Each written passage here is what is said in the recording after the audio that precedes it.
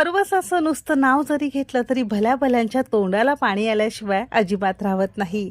आज मी तुमच्यासाठी अगदी लहानांपासून मोठ्यांपर्यंत सगळ्यांनाच खूप जास्त आवडणारा मस्त जाळीदार लुसलुशीत खरवस कसा बनवायचा त्याची रेसिपी दाखवणार आहे. डेअरीमधून चिकाचं दूध आणून घरामध्ये खरवस बनवण्याचा तुम्ही नेहमीच प्रयत्न केला असेल, पण बऱ्याच जणांचा खरवस नीट होत नाही. दह्याप्रमाणे किंवा खिरीप्रमाणे थोडासा पातळ होतो.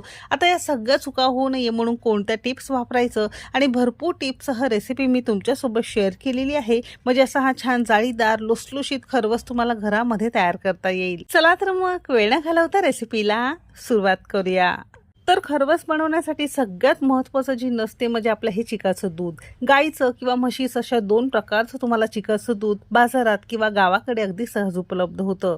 बऱ्याच जणांना चिकाचं दूध काय असतं ते माहिती नसतं किंवा गाय किंवा म्हैस व्यायल्यानंतर जे ताजं किंवा काही दिवसांचं दूध जे मिळतं